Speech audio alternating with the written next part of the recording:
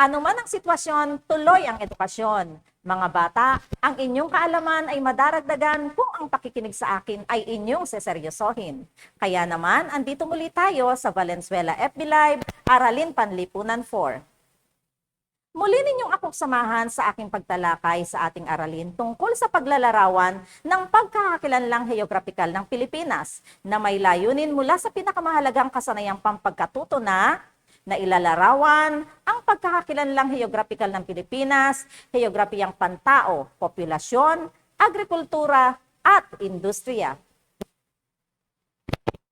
Kung kayo ay handa na, ikomento lamang ang inyong pangalan, pangkat, paaralan, at pangalan ng inyong guro. At muli, ako'y nagpapaalala sa inyo na maging magalang sa pagkokomento. Magkomento lamang ng mga may kinalaman sa ating aralin. Sa ating pagsisimula, magbalik-aral muna tayo sa ating tinalakay noong nakaraang linggo. Alin kaya ang maunang makarating sa finish line? Malalaman natin iyan kung alin sa kanila ang may tamang sagot. Para sa unang bilang, hangin na nagmumula sa timog-kanlurang bahagi ng Pilipinas. Nararamdaman ito mula buwan ng Mayo hanggang Setyembre. Nagdadala ito ng ulan at bagyo sa ating bansa. A. Hanging habagat. B. Temperatura. C. Altitude.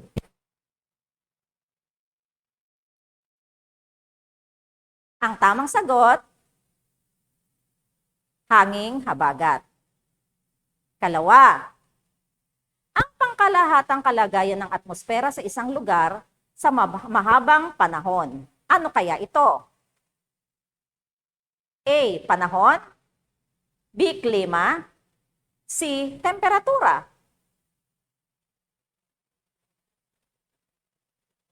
Ang tamang sagot, klima. Pangatlo, ang anyong lupang ito ay magkakarugtong at magkakatabing bundok. Ano kaya ito? Bundok, bulkan, bulubundukin.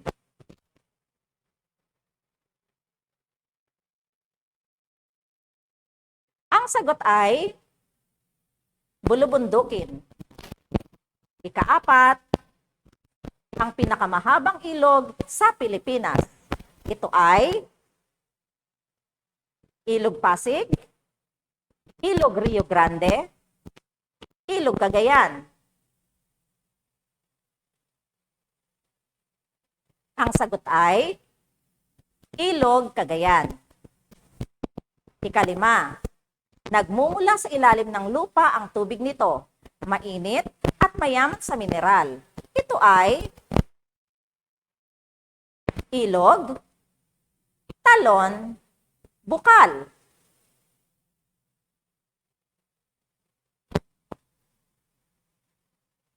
Ang tamang sagot, bukal. Nakakuha ba kayo ng 5 tamang sagot? Mahusay mga bata. Ngayon ay simulan na natin ang ating pagtalakay sa ating aralin. Nais ko munang suriin ninyo ang larawang ito. Ang ating aralin ay tungkol sa heograpiyang pantao, populasyon, agrikultura, at industriya.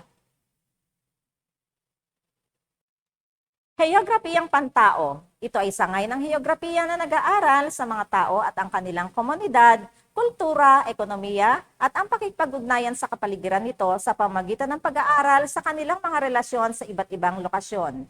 Ano naman ang populasyon? Populasyon ang tawag sa dami ng tao sa isang lugar gaano man ito kalaki o kaliit. Pero, paano ba nasusukat o nabibilang ang populasyon? May ahensya na nangangasiwa sa pagbibilang ng dami ng tao sa ating bansa. Yan ay ang PSA o Philippine Statistics Authority. At ang pagbibilang ay sa pamamagitan ng census o pagtatala ng mga taong nakatira sa isang lugar.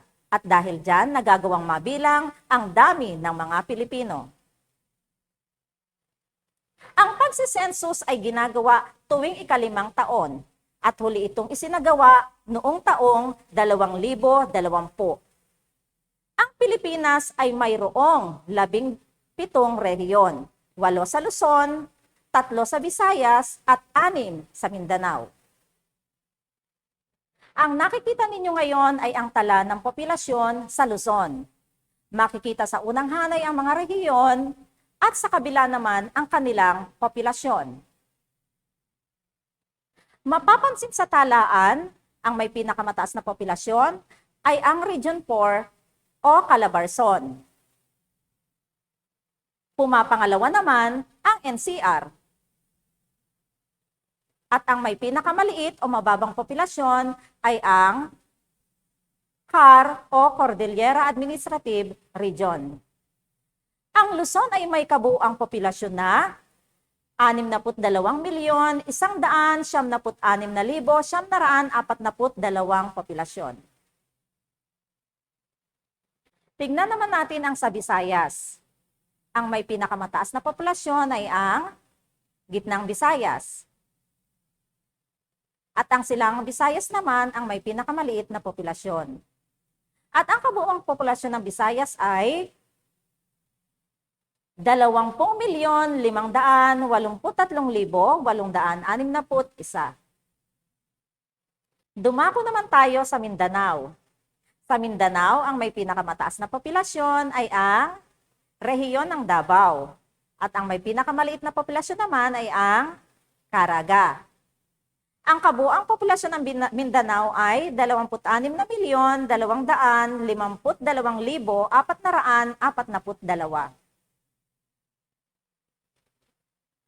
Ang Pilipinas ay mayroon ng populasyon na 100,935,343.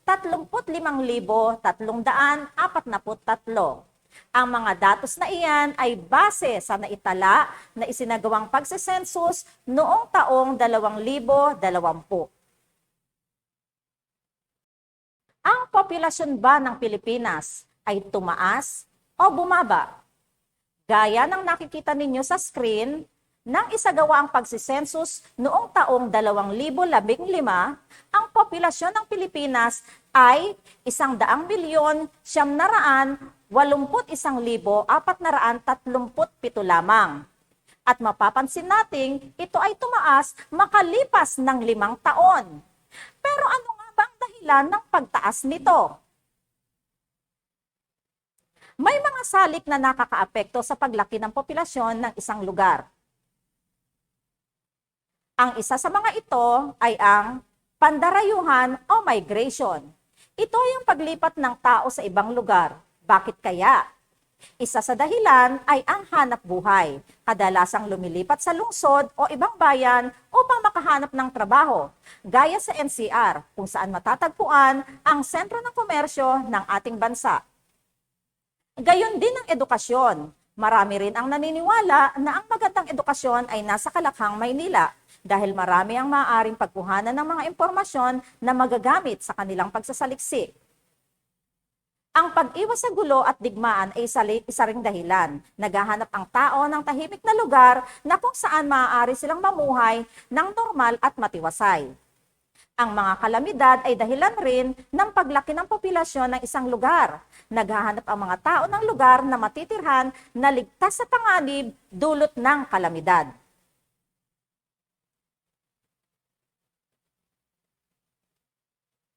Ang pangalawang salik na nakakaapekto sa paglaki ng populasyon ay ang bilis ng pag-aanak o birth rate.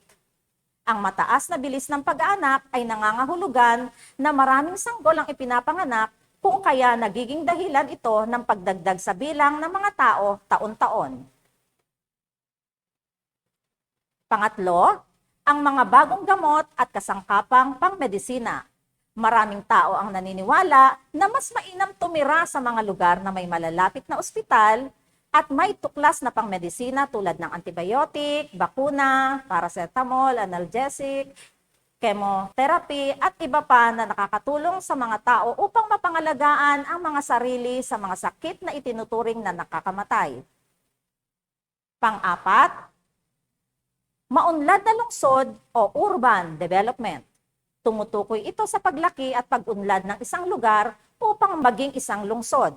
Ang pagiging lungsod ng isang lugar, katulad ng lungsod sa NCR, ay nagbibigay ng pagkakataon para sa mabuting hanap buhay at serbisyong panlipunan gaya ng edukasyon, serbisyong pangmedisina, at serbisyong nagbibigay ginhawa. Ayan mga bata, alam na natin kung ano ang populasyon. Ngayon naman, ay aalamin natin ang tungkol sa heograpiyang pantao pa rin. Pero sa pagkakataong ito, ang tatalakayin ko ay tungkol sa agrikultura. Bago ko simulan ng pagtalakay, mayroon akong katanungan. Ano ang hanap buhay ng inyong tatay o kaya ng inyong nanay? Ang kanilang trabaho ay may kinalaman sa agrikultura o sa industriya. Sa anong sektor kaya ito kabilang? Oops, teka muna. Bago ninyo sagutin, makinig muna sa aking pagpapaliwanag tungkol sa agrikultura at mamaya naman ay tungkol sa industriya. Ang agrikultura ay isang hagham at sining kung saan nililinang ang pag-aalaga at pagpaparami ng mga halaman at hayop. Ito ay isinasagawa upang makalikha ng pagkain, damit, at iba pang produkto na makakatulong para masustentuhan ang pamumuhay ng tao. May 4 na sektor ang agrikultura. Ang una ay ang paghahalaman o pagsasaka. Maraming mga pangunahing pananim sa bansa tulad ng palay, mais, niyog, tubo, kape, mga prutas gaya ng mangga, pinya, saging at mga gulay, at kabilang din dyan ang tabako at abaka. Pangalawa ay ang paghahayupan. Ito ay tumutukoy sa pag-aalaga ng mga hayop gaya ng kalabaw, baka, kambing, baboy, manok, at pato. Layunin nito na makapagbigay ng mga pangangailangan sa pagkain gaya ng karne, gatas, at iba pang mga pagkain. Ito ay gawaing pangkabuhayang kinabibilangan ng mga tagapag-alaga ng mga hayop. Ang pangatlong sektor ay ang pangingisda. Itinuturing na ang bansa natin ay isa sa pinakamalaking tagapagtustos ng mga isda sa mundo. Nauuri ang pangingisda sa 3: komersyal, munisipal, at aquaculture. Kabilang rin dito ang paghuhuli ng hipon at iba pang pagkaing dagat at kasama na rin ang pag-aalaga ng halamang dagat. Ang pang-4 na sektor ay ang paggugubat o pagtotroso. Ang paggugubat ay isang pangunahing pang-ekonomikong gawain sa sektor ng agrikultura. Mahalaga itong pinagkukunan ng plywood, tabla, troso. Bukod sa mga nabanggit na produkto, pinagkakitaan din ang ratan, nipa, anahaw, kawayan, at marami pang iba. Patuloy ang paglilinang sa ating mga kagubatan, bagamat tayo ay nahaharap sa suliranin ng pagkaubos ng mga yaman nito. Tanong, mahalaga ba ang agrikultura? Opo, mahalaga ang agrikultura.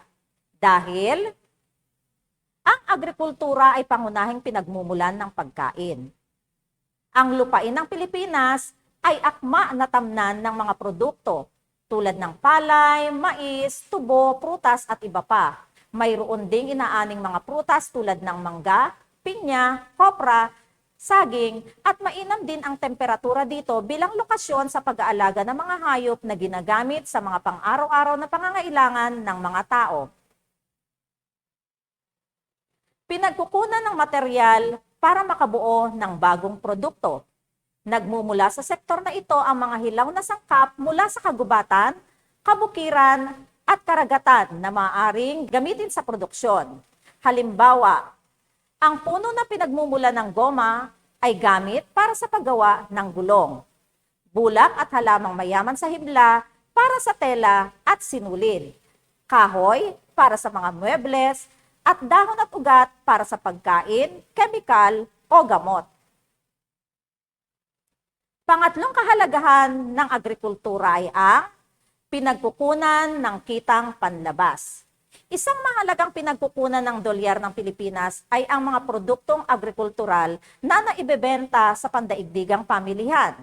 Kabilang sa mga iniluluwas ng bansa na pinagmumulan ng kitang dolyar ang kopra, hipon, prutas, abaka at iba pang mga hilaw na sangkap na ginagamit sa pagbuo ng iba't ibang produkto. O, may idea na ba kayo kung saang sektor kabilang ang hanap buhay ng inyong magulang? Kung wala pa, hayaan ninyong ipagpatuloy ko ang aking pagtalakay tungkol naman sa industriya. Ngayon, ang aking tatalakayin ay tungkol sa industriya. Ang industriya ay sektor ng ekonomiya na nagproproseso ng mga hilaw na materyales upang makagawa ng bagong produkto. Nakabubuo ng bagong produkto ang sektor na ito sa pamamagitan ng lakas paggawa at aplikasyon ng teknolohiya o makinarya. May apat na sektor din ang industriya. Ang unang sektor ng industriya ay ang pagmimina. Ito ay ang proseso ng paghuhukay at pagkuha ng mga yamang mineral mula sa lupa. Ang yamang mineral na ito ay maaari ibenta sa mga labas na bansa upang mapagkunan ng kita. Maaari din itong iproseso upang isama sa paggawa ng mga kasangkapan at makagawa ng mga bagong produkto.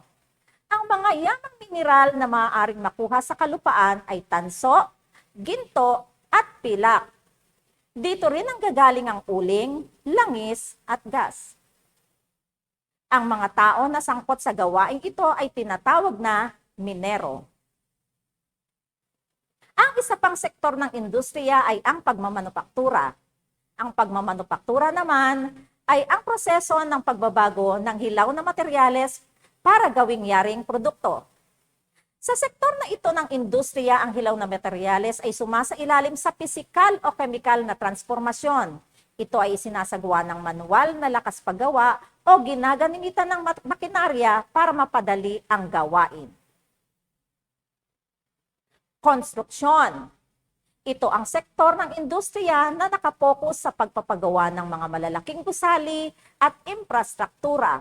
Ang mga tao na karaniwang kumikilos sa sektor na ito ay ang mga inhinyero, arkitekto, at mga trabahador sa konstruksyon. Malaki ang naiaambag ng konstruksyon sa buhay ng tao at sa lipunan. Ang naglalakihang gusali tulad ng paaralan at ospital ay bunga ng hirap ng mga manggagawa sa konstruksyon. Sila din ang naghihirap gumawa ng iba't ibang infrastruktura tulad ng tulay, kalsada, upang mapadali ang paglalakbay ng mga tao. Ang gawaing ito ay maituturing na mahirap at komplikado sapagkat nangangailangan ito ng malaking budget, maingat at planadong paggawa at sapat na oras. Serbisyo at utilidad o utilities. Ang serbisyo at utilities ay nakasentro sa paglilingkod. Ang layunin nito ay matugunan ang pangangailangan ng mamamayan. Ito ay naglalayon ding padaliin ang pamumuhay ng buhay o pagaanin ang pamumuhay ng buhay ng bawat individual na kabilang sa lipunan. Ang halimbawa sa mga serbisyong ibinibigay ng pamahalaan at ng mga pribadong kumpanya sa mamamayan ay edukasyon at transportasyon. Nakapaloob din sa sektor na ito ang pagbibigay ng mga serbisyo tulad ng tubig, kuryente at gas. Gaya ng agrikultura, mahalaga rin ang industriya. Una, ito ay nagbibigay ng trabaho. Ang industriya ay isa sa pinakamalaking pinagkukunan ng trabaho ng mga Pilipino. Marami itong naibibigay na oportunidad sa mga tao. Isipin mo na lamang ang bilang ng mga Pilipinong manggagawa na naiangat ang kanilang buhay mula sa kahirapan sa tulong ng industriya. Ang sektor na ito ay madaming na ipagkakaloob na trabaho. Ang ilan sa mga ito ay pagmimina, pagiging construction worker, pagiging manggagawa sa pabrika at marami pang iba. Dito rin matatagpuan ang magagandang propesyon tulad ng inhinyero na nangangasiwa sa konstruksyon. Pangalawang kahalagahan ng industriya, ito rin ay nagsusupply ng yaring produkto. Kung sa agrikultura nagmumula ang hilaw na materyales, ang industriya naman ang nagproproseso nito upang maging ganap na yaring produkto. Pangatlo, nagpapaunlad ng ekonomiya ng bansa ang industriya. Ang industriya ang patuloy na nagpapalago ng ekonomiya. Sa lawak ng sakop nito, hindi maitatangging malaki din ang kita na maaaring makuha mula dito. Ayan, narinig na ninyo ang paliwanag tungkol sa agrikultura at industriya. Kaya nyo na bang sagutin ang tanong ko kanina? Ano ang hanap buhay ng inyong magulang? Saan ito kabilang? Agrikultura o industriya? Ngayon naman ay balikan natin ang mga halagang bagay sa aking tinalakay. Populasyon ang tawag sa dami ng tao sa isang lugar, gaano man ito kalaki o kaliit. PSA o Philippine Statistics Authority ang ahensya na nangangasiwa sa pagbibilang ng dami ng tao sa ating bansa. Mayroong 17 rehiyon ang Pilipinas. Rehiyon 4A o Calabarzon ang may pinakamalaking bilang ng populasyon. Ang may pinakamaliit naman ng populasyon ay Angkar o Cordillera Administrative Region. May mga salik na nakakaapekto sa paglaki o pagtaas ng bilang ng populasyon sa isang bansa. Pandarayuhan o migration, mga bagong gamot at kasangkapang pangmedisina, ang bilis ng pag-aanak, maunlad na lungsod o urban development. Ang agrikultura ay isang agham at sining kung saan nililinang ang pag-aalaga at pagpaparami ng mga halaman at hayop. May 4 na sektor ang agrikultura: paghahalaman, pangingisda, paghahayupan, paggugubat o pagtatroso. Ang industriya naman ang sektor ng ekonomiya na nagproproseso ng mga hilaw na materyales upang makagawa ng bagong produkto. May 4 na sektor din ang industriya: pagmimina, pagmamanufaktura, konstruksyon, serbisyo at utilities. Ngayon, handa na ba kayo sa ating susunod na gawain? Tara, sagutin natin ito. May inihanda akong pagsasanay na inyong sasagutin. Piliin lamang ang letra ng tamang sagot at isulat sa comment section. Mayroon lamang kayong 5 segundo para sagutin ito sa bawat bilang.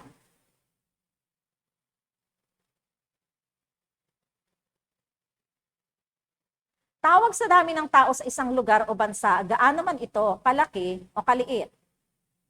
A. Rehiyon, B. Heograpiya, C. Census, D. Populasyon.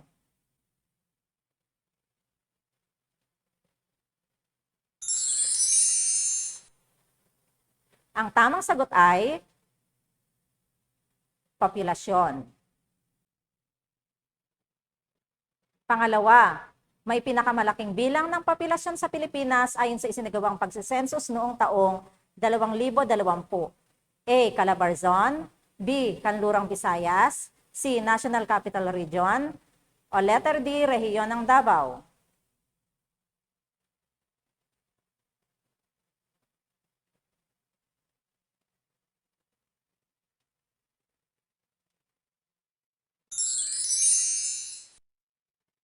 Ang sagot ay Calabarzon.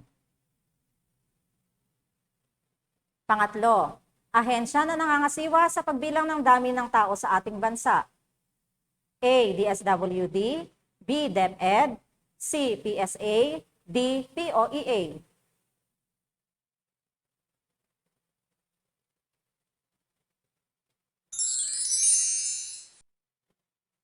Ang tamang sagot, letter C. PSA. Pang-apat, ang Pilipinas ay may patlang na populasyon ayon sa talaan ng PSA na isinagawang pagsisensus nito noong taong 2020. Yung nasa A kaya, yung nasa B, yung nasa C, or nasa D? Alin dyan ang tamang sagot?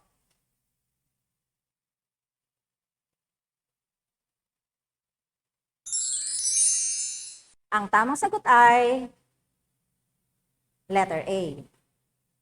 Panglima, rehiyon na may pinakamaliit na populasyon. Yung nasa A, B, C, or D? Ano kaya ang tamang sagot?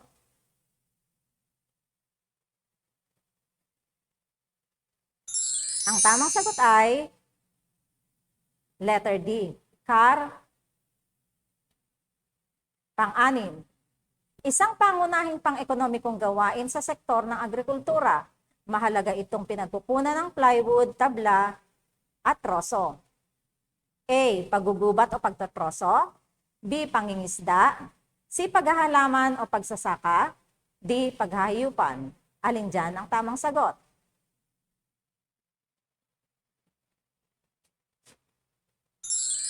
Ang tamang sagot ay paggugubat o pagtatroso.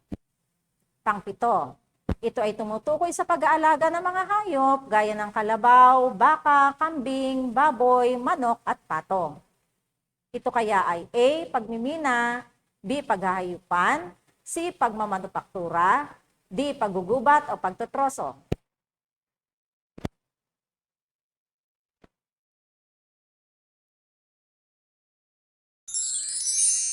Ang sagot ay letter B. Paghahayupan. Pangwalo, sektor ng ekonomiya na nagproproseso ng mga hilaw na materyales upang makagawa ng bagong produkto. A. Agrikultura, B. Industriya, C. Pagmimina, D. Pangingisda.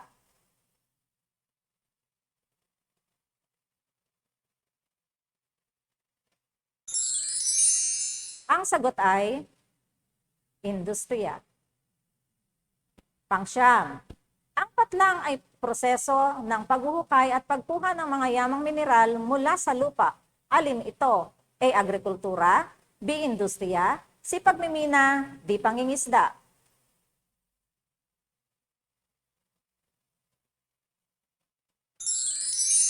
Ang sagot ay pagmimina. At ang pangsampu, ito ang sektor ng industriya na nakapokus sa pagpapagawa ng mga malalaking gusali at infrastruktura. A. Pangingisda, B. Industriya, C. Pagmimina, D. Konstruksyon.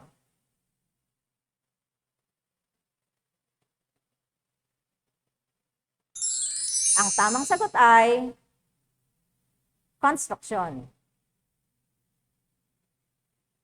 Kung kayo ay nakakuha ng perpektong score, mahusay. At bago natin tapusin ang ating gawain, may ilang katanungan muna tayong sasagutin. Ang unang tanong ay, ano pong lungsod sa NCR ang may pinakamalaking populasyon? Base sa talaan ng PSA, ang lungsod ng Quezon ang may pinakamalaking populasyon sa NCR. Isa pang tanong, ano po ang hindi magandang epekto ng paglaki ng populasyon sa isang lugar? Ang pagdami ng tao sa isang lugar ay mayroon ding hindi magandang epekto, gaya ng maaaring magkaroon ng kakulangan sa pagkain, kakulangan sa trabaho at matitirhan. May epekto rin ito sa ating kalikasan dahil sa polusyon, gaya halimbawa ng pagdami ng basura, at maaari ring magkakrisis sa tubig at kuryente dahil dadami ang magkukonsumo nito. At ang isa pang tanong, kung mahalaga ang agrikultura, paano natin mapapangalagaan ito? May mga batas na ipinatutupad para mapangalagaan ang ilang sektor ng agrikultura, gaya ng Batas Pangpangisdaan o Fisheries Code. Ito ang nangangalaga sa yamang dagat at katubigan ng Pilipinas. May batas ding pangkagubatan o ang Forestry Reform Code of the Philippines, ang pangunahing batas na nagbabawal sa illegal na pagtatroso o illegal logging. Kung mayroon pa kayong katanungan, ay maaari ninyong pag-usapan ng inyong guro sa inyong talakayan bukas. Ngayon naman ang makikita ninyo sa screen ay ang aking mga naging sanggunian o pinagkuhanan ng impormasyon tungkol sa ating aralin.